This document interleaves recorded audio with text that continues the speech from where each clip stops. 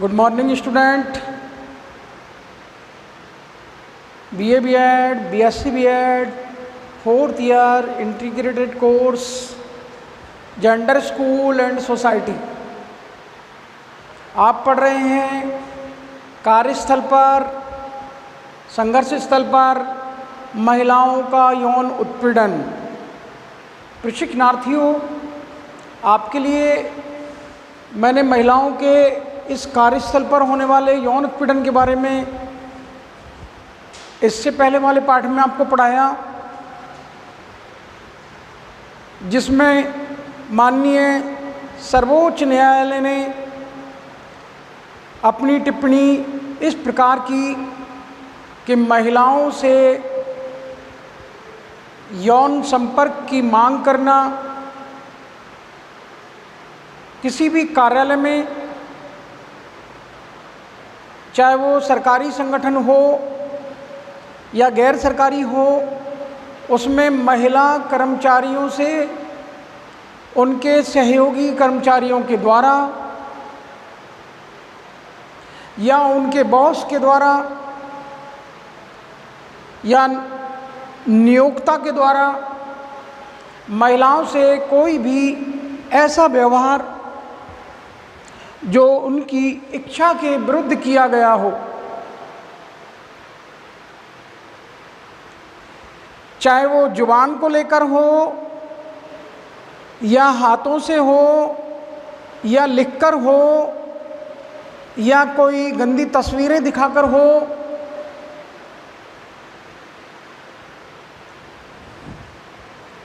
ऐसे कामुक टिप्पणियां हो और महिला से प्रमोशन आदि का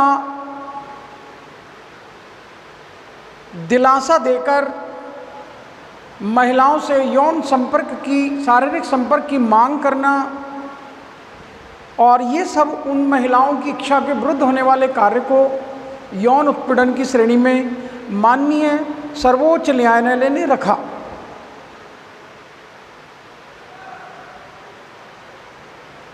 अन्य अध्ययनों के बाद ये पता लगा कि माननीय सर्वोच्च न्यायालय विशाखा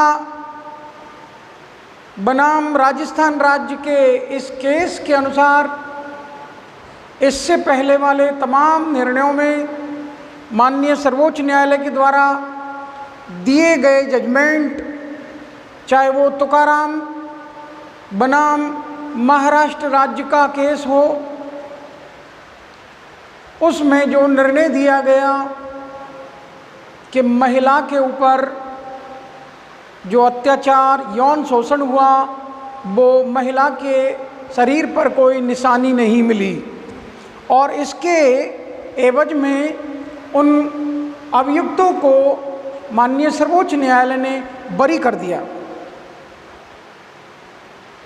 प्रशिक्षणार्थियों, राष्ट्रीय महिला आयोग ने अपने अध्ययन रिपोर्ट में ये निष्कर्ष निकालकर प्रस्तुत किया कि 50% महिलाएं, चाहे वो निजी संस्था हो या सरकारी संस्था हो या कोई फैक्ट्री हो, 50% महिलाओं को अपने वर्क प्लेस पर, कार्यस्थल पर यौन उत्पीड़न का सामना करना पड़ता है।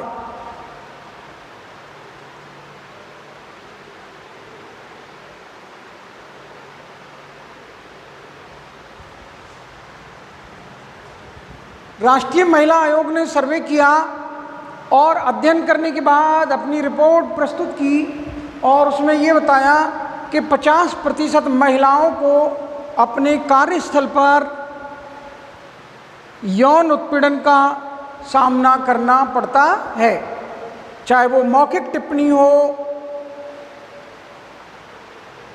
जैसा कि मैं आपको पहले बता चुका हूं, या लिखित टिप्पणी हो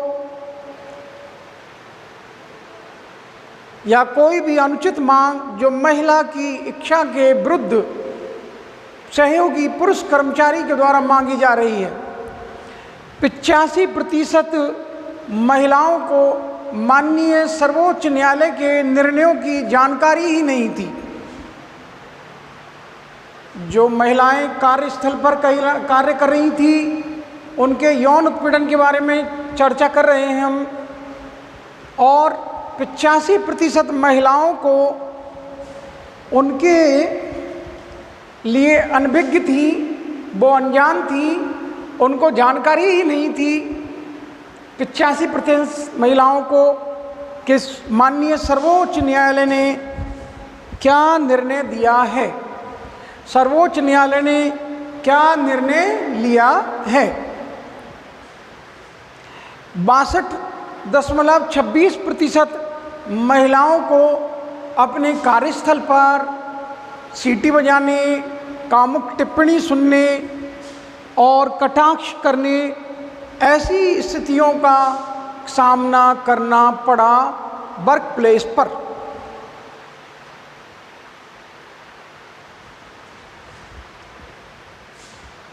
पचास % महिलाएं कार्यालयों पर, चाहे वो सरकारी हो, निजी हो, फैक्ट्री हो, कहीं भी उनको यौन उत्पीड़न का शिकार होना पड़ता है। 85% महिलाएं माननीय सर्वोच्च न्यायालय के सुप्रीम कोर्ट के जजमेंट से अनजान थीं। 62.26% महिलाओं को कामुक टिप्पणियों का, कटाक्ष का और सीटी बजाने का पुरुषों के द्वारा शिकार होना पड़ा।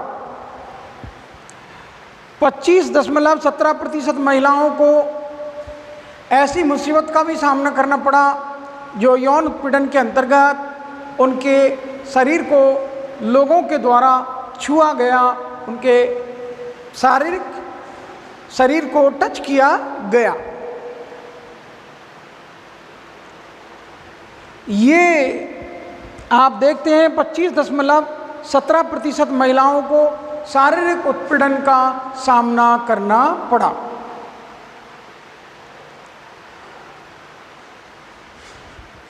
32% महिलाओं को छुट्टी, वेतन, पदोन्नति, कार्य के बंटवारे, कार्य का बढ़ना आदि मुसीबतों का सामना करना पड़ा। राष्ट्रीय महिला आयोग के इस सर्वे में यह निष्कर्ष निकल कर आया कि 32% महिलाओं को छुट्टी मांगी गई और नहीं मिली, उनके वेतन में कटौती कर ली गई, उनके लिए काम के घंटे बढ़ा दिए गए, उनको कार्य का वितरण अधिक मात्रा में दिया गया। ये मुसीबतें और उनको पदोन्नति से वंचित किया गया।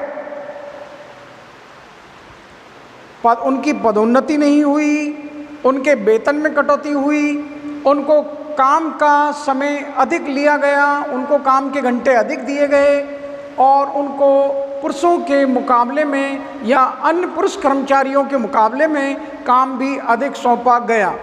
और ये पदोन्नति का, छुट्टी का, वेतन का, ऐसी तमाम मुसीबतों का सामना 32% महिलाओं को करना पड़ा। प्रशिक्षणार्थियों, ये कार्य के वितरण में भेदभाव, उनको पदोन्नति का नहीं मिलना, काम के घंटों का बढ़ जाना और छुट्टी नहीं मिलना, वेतन की कटौती, ऐसे 32% महिलाओं को इस भेदभाव का सामना करना पड़ा। प्रशिक्षणार्थियों, महिलाओं के विरुद्ध होने वाला ये शारीरिक, मानसिक, भावनात्मक जो भी था, ये यौन उत्पीड़न की श्रेणी में आया।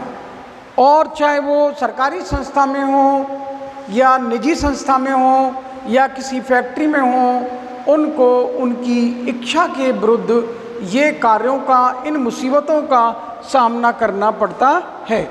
ये राष्ट्रीय महिला आयोग का सर्वे है जो मैंने आपके सामने रखा। इस सर्वे का जो निष्कर्ष निकल कर आए इन मुसीबतों से महिलाओं के ऊपर क्या प्रभाव पड़ा वो भी आपके सामने रखते हैं। प्रशिक्षणार्थियों, राष्ट्रीय महिला आयोग ने जो महिलाओं के साथ कार्यस्थल पर यौन उत्पीड़न की घटनाएं थी वो इस प्रकार से आपके सामने रखी। उन घटनाओं का उन उत्पीड़ित महिलाओं के ऊपर क्या प्रभाव पड़ा वो आपके सामने है। नंबर 1, महिलाओं को शारीरिक, मानसिक और भावनात्मक आघात का, कष्ट का सामना करना पड़ा।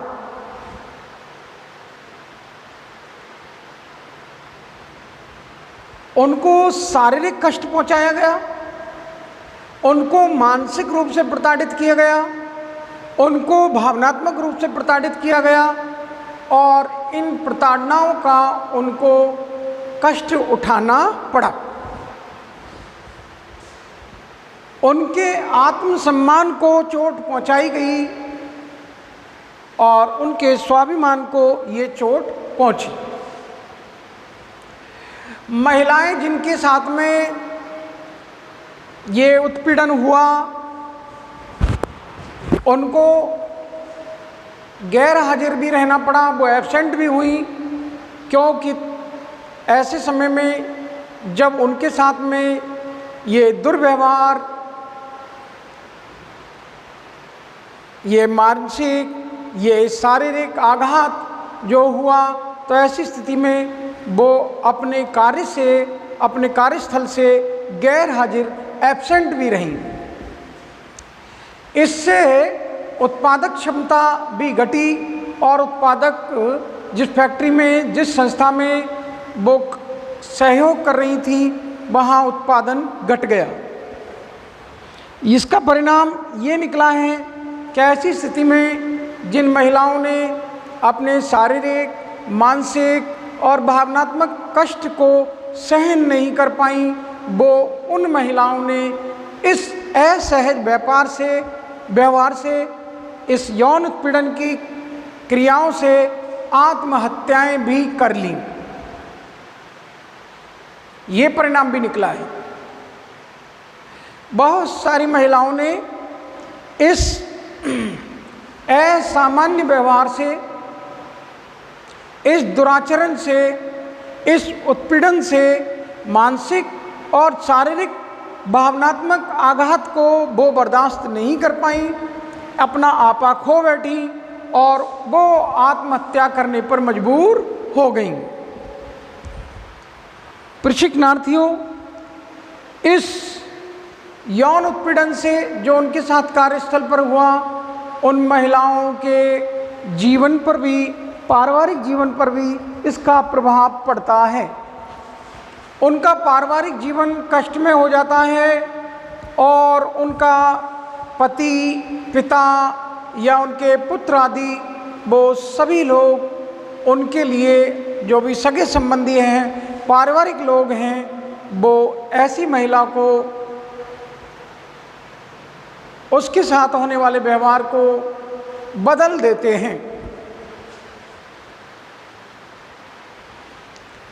उन पारिवारिक जनों की नज़रों में ऐसी महिला का जीवन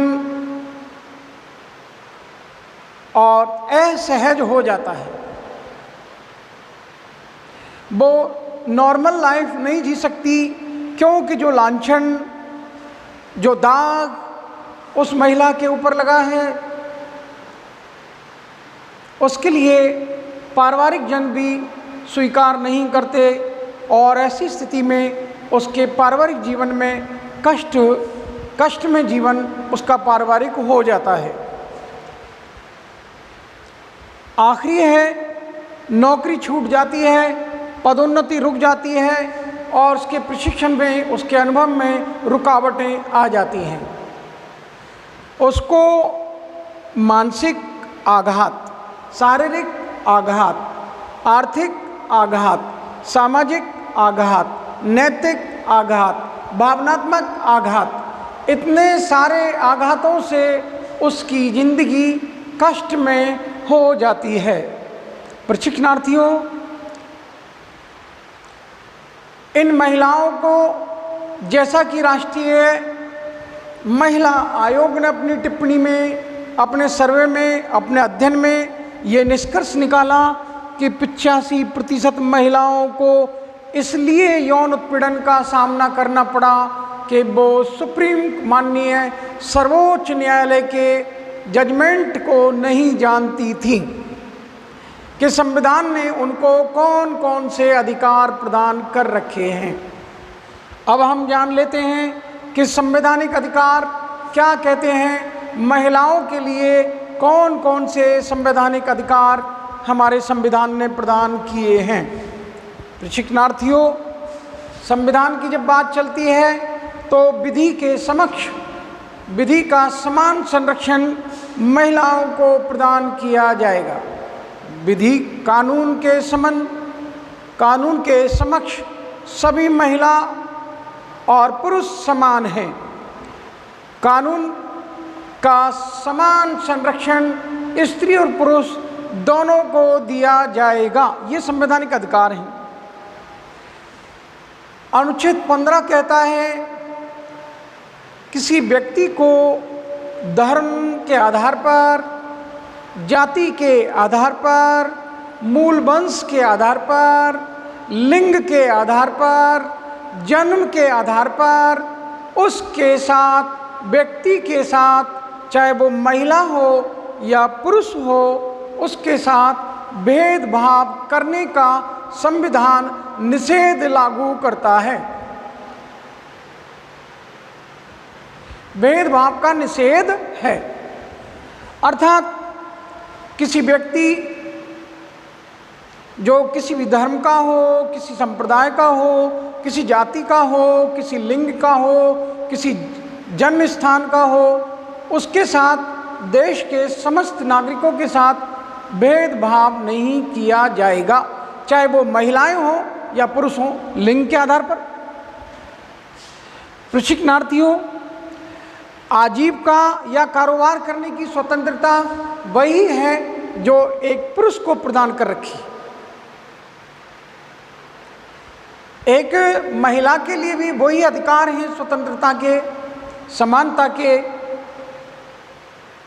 वो चाहे अफसरों की समानता हो या न्याय की समानता हो, विचारों की अभिव्यक्ति की स्वतंत्रता हो, उसके लिए वो सारे अधिकार उसी प्रकार से हैं जो एक महिला को हैं, जो एक पुरुष को हैं। तो आजीविका और कारोबार करने की स्वतंत्रता हमारा संवैधानिक अधिकार है।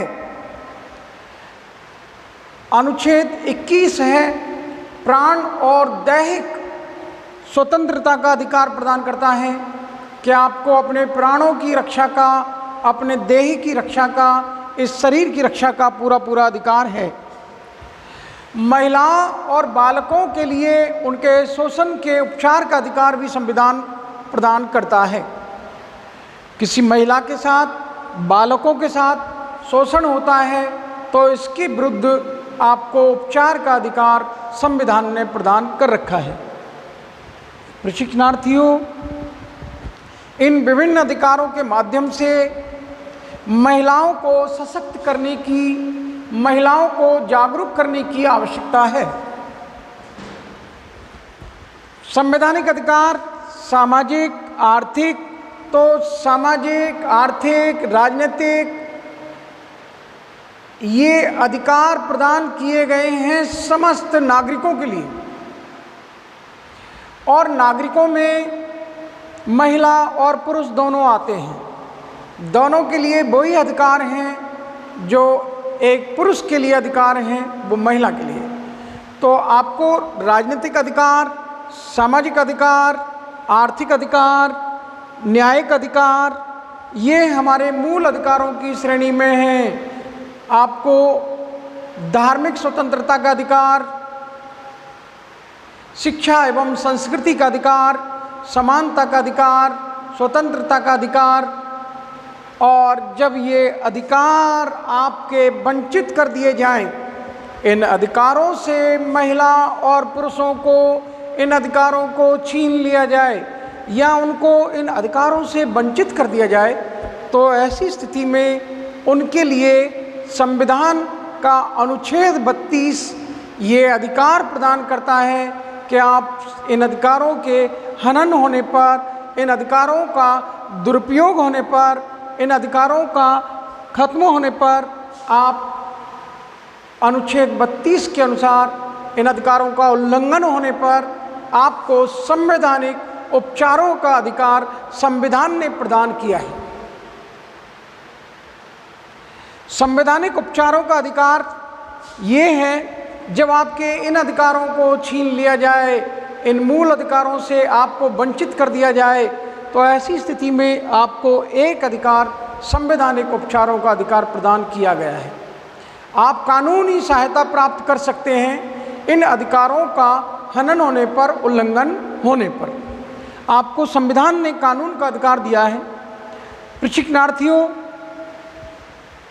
इन अधिकारों के लिए यही है कि ये अधिकार समान रूप से समस्त नागरिकों को, निष्पक्ष रूप से समस्त नागरिकों को प्रदान किए गए हैं। कोई जाति की, कोई धर्म की, कोई धन की, कोई ऐसी पक्षपात नहीं किया जाएगा। तो जब समानता का ये अधिकार है, निष्पक्षता का ये अधिकार है, तो आपके लिए सहसम्मान, स्वतंत्रता का ये अधिकार प्रदान किया गया है जो भेदभाव रहित है। अर्थात स्त्री और पुरुष के बीच में हमारे मूल अधिकारों का कोई भेदभाव नहीं है। अनुच्छेद 14 से 17 समानता का अधिकार है। अनुच्छेद 16 है जो आपको अवसरों की समानता प्रदान करता है। रोजगार के अवसर हों, न्याय के अवसर हों, राजनीतिक अवसर हों, आर्थिक अवसर हों, ये सारे के सारे अवसरों की स्वतंत्रता आपको प्रदान की गई है। अनुच्छेद 16 के अनुसार आपको अवसरों की समानता का अधिकार प्रदान किया गया है। प्रशिक्षणार्थियों, अवसरों की समानता में एक संविधान का उपबंध भी है जिसमें अनुसूचित जाति, अनुसूचित जनजाति और अन्य पिछड़ा वर्ग के लोगों के लिए अलग से अवसरों का एक उपबंध है। अब एक अलग से उनको अवसर प्रदान किए गए हैं संविधान में, जिसको आप रिजर्वेशन कह लीजिए या उनका आरक्षण कह लीजिए, वो अलग से उनके लिए एक उपबंध है। जबकि समस्त नागरिकों के लिए शैक्षिक अवसर हों, या रोजगार के अवसर हों, या न्याय के अवसर हों, राजनीतिक अवसर हों, समान रूप से और निष्पक्ष रूप से प्रदान किए गए हैं। प्रशिक्षणार्थियों, इन अधिकारों की जानकारी हो जाने से महिलाओं के साथ जो कार्यस्थल पर होने वाला यौन उत्पीड़न है, उस यौन उत्पीड़न को रोकने के लिए हमारे संविधान ने ये अधिकार हमको प्रदान कर रखे हैं, जिसके माध्यम से हम कार्यस्थल पर होने वाले यौन उत्पीड़न को रोक सकते हैं। उसके लिए सरकार ने, संविधान ने ढेर सारे कानूनों का सरकार ने प्रावधान किया है। ख़ासतौर से महिलाओं को इन कानूनों की जानकारी कम है। जैसा कि राष्ट्रीय महिला आयोग ने कहा कि 85% महिलाएं माननीय सर्वोच्च न्यायालय के जजमेंट से अनजान थीं। उनकी अनभिज्ञता के कारण वो नहीं जानती कि संविधान ने उनको कौन कौन से अधिकार प्रदान कर रखे हैं। उसके लिए 1976 में चलते हैं, जो यहाँ बात आई थी 32% महिलाओं को छुट्टी, वेतन, पदोन्नति, काम के घंटे और कार्य के वितरण में भेदभाव का सामना करना पड़ा।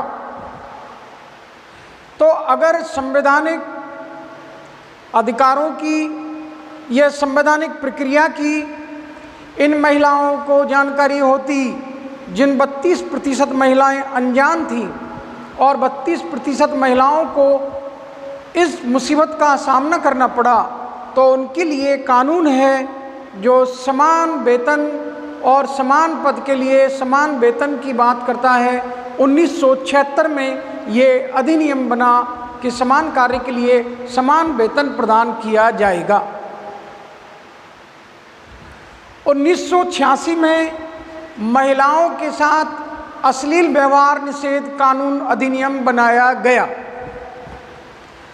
1986 में महिलाओं के साथ अश्लील व्यवहार निषेध अधिनियम बनाया गया।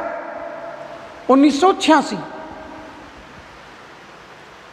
अब महिलाओं के साथ जो कार्यस्थल पर उनको छू रहे हैं लोग या कटाक्ष कर रहे हैं, सीटी बजा रहे हैं, कोई भी ऐसा अश्लील व्यवहार वो नहीं कर सकते, क्योंकि हमारा कानून उसकी इजाज़त नहीं देता। कानून की तरफ से रोक है महिलाओं के साथ कहीं भी अश्लील व्यवहार करने के लिए। कानून की तरफ से निषेधाज्ञा लागू है, अर्थात कानून इसकी रोकथाम करता है। कानून ऐसा है कि महिलाओं के साथ ऐसे व्यवहारों को नहीं किया जा सकता। प्रशिक्षणार्थियों, जैसा कि आपको मैं बता चुका हूं कि घरेलू हिंसा, महिलाओं के लिए घरेलू हिंसा की रोकथाम के लिए 2005 में ये अधिनियम बनाया गया कि महिलाओं के साथ घर पर होने वाली हिंसा को कैसे रोका जाए। उसके लिए महिलाओं के साथ होने वाली कोई भी घरेलू हिंसा, तो उसकी रोकथाम के लिए ये अधिनियम बना 2005 में। अगला कानून है जिस पर हम चर्चा करेंगे आगे चलकर, जिसका निर्माण इसलिए हुआ कि कार्यस्थल पर महिलाओं के साथ यौन उत्पीड़न को कैसे रोका जाए। जैसा कि प्रशिक्षणार्थियों, मैं आपको पहले बता चुका हूं कि भंवरी देवी एक समाज सेविका थी जो राजस्थान में 1992 में बाल विवाहों को रोकने के लिए समाज सेवा का कार्य कर रही थी। उनकी समाज सेवा से कुछ समाज के असामाजिक लोग उनके विरुद्ध खड़े हो गए और जो बाल विवाह को रोकथाम के लिए वो प्रयास कर रही थी, तो उनके प्रयासों पर पानी डालने के लिए इन लोगों ने महिला भंवरी का यौन उत्पीड़न किया। उन पर यहाँ तक अत्याचार किए और ऐसी अभद्र टिप्पणियाँ की कि एक दिन उनके साथ में बलात्कार भी कर दिया। प्रशिक्षणार्थियों, भंवरी देवी के इस केस के लिए विशाखा नामक एक एनजीओ ने 1997 में अपनी एक रिट लगाई और उस रिट में राजस्थान सरकार के विरुद्ध विशाखा बनाम राजस्थान सरकार, तो राजस्थान सरकार के विरुद्ध सुप्रीम कोर्ट में जब ये दाखिल हुई, तो सुप्रीम कोर्ट के यहाँ विशाखा बनाम राजस्थान राज्य, तो सुप्रीम कोर्ट ने अपनी टिप्पणियाँ की कि महिलाओं के साथ में होने वाले कार्यस्थल पर यौन उत्पीड़न को इस श्रेणी में रखा जाए, क्योंकि वो भी एक समाज सेविका थी जो कार्य कर रही थी भंवरी। तो कार्यस्थल पर रोकथाम के लिए 2013 में कार्यस्थल पर यौन उत्पीड़न की रोकथाम निषेध निवारण अधिनियम 2013, इसका नाम क्या है? कार्यस्थल पर यौन उत्पीड़न की रोकथाम अधिनियम, रोकथाम, निषेध और निवारण अधिनियम 2013 लागू किया गया।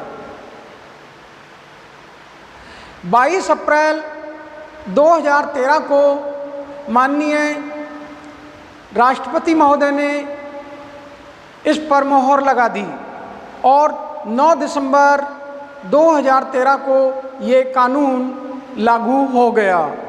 प्रशिक्षणार्थियों, ये यौन उत्पीड़न की रोकथाम के लिए 2013 का जो कानून बना, उससे कार्यस्थल पर होने वाले यौन उत्पीड़न को रोकने में गिरावट आई है।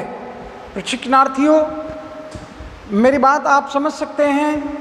मैं जिस बात का आपसे जिक्र कर रहा हूँ कि 2013 में यौन उत्पीड़न की रोकथाम के लिए, यौन उत्पीड़न के निषेध के लिए, यौन उत्पीड़न के निवारण के लिए 2013 में ये अधिनियम 9 दिसंबर 2013 को लागू हो गया है। ऐसी स्थिति में अब कोई भी कार्यस्थल पर महिलाओं के साथ कोई ऐसे यौन संपर्क साधने के लिए टिप्पणियां करता है या उनको छूता है या सीटी बजाता है, कटाक्ष करता है या उनसे यौन शारीरिक संपर्क की मांग करता है या उनको वीडियो मूवी या पॉर्न मूवी दिखाता है, तो ऐसी स्थिति में उस व्यक्ति विशेष के विरुद्ध उस कार्रवाई की जाएगी और उस कार्रवाई के लिए उस संस्था में कम से कम 10 व्यक्तियों का उस संस्था का होना रखा गया कि कम से कम उस संस्था में 10 कर्मचारी कार्य करते हों और उसमें एक महिला को शिकायत सेल का प्रेसिडेंट बनाया जाएगा, अध्यक्ष बनाया जाएगा। उसकी जानकारी मैं आपको अगले पाठ में दे दूंगा। तो प्रशिक्षणार्थियों, उस सेल के अधिकारी और उसके समक्ष जब महिला की शिकायत जाएगी तो महिला की शिकायत पर वो समिति निर्णय लेगी और उसके लिए अलग अलग सज़ा का प्रावधान है। उसके लिए आप चाहें तो पुलिस स्टेशन भी जा सकते हैं, वो संस्था पुलिस में शिकायत दर्ज कर सकती है और स्वयं भी वो कार्यस्थल पर होने वाली घटना के संदर्भ में खुद भी संज्ञान ले सकती है। चाहे आपकी पदोन्नति रोकी जाए, चाहे आपका वेतन रोका जाए, चाहे आपको संस्था से निकाल दिया जाए। इस कानून का इस प्रकार से 9 दिसंबर 2013 को ये कानून लागू कर दिया गया। मैं समझता हूँ कार्यस्थल पर होने वाले इस यौन उत्पीड़न की रोकथाम के लिए जो ये कानून पास हुआ है, उससे कार्यस्थल पर होने वाले यौन उत्पीड़न को रोकने में ये कानून बहुत कारगर सिद्ध होगा। मैं आगे अगले एपिसोड में आपको जानकारी दूंगा किस प्रकार से इसकी प्रक्रिया है, क्या कारण हैं जिनकी वजह से यौन उत्पीड़न होता है, उसकी जानकारी आपको अगले एपिसोड में मिल जाएगी। मैं समझता हूँ मेरा छोटा सा पाठ जो कार्यस्थल पर होने वाले यौन उत्पीड़न के संदर्भ में मैंने आपके सामने रखा, राष्ट्रीय महिला आयोग के जो सर्वे रिपोर्ट है वो भी रखी और कुछ कानूनी जानकारियाँ भी दी कि हमारे संविधान ने हमको महिलाओं को कौन कौन से अधिकार प्रदान कर रखे हैं। तो आपके समझ में ज़रूर आया होगा। प्रशिक्षणार्थियों, अगर समझ में नहीं आता है तो सवाल कीजिएगा, आपके जो भी उचित सवाल होंगे उचित जवाब दिया जाएगा। मैं आपके लिए धन्यवाद ज्ञापित करता हूँ। आपने बड़ी विनम्रता से मेरे पाठ को सुना, सोचा, समझा। Thank you. ओके।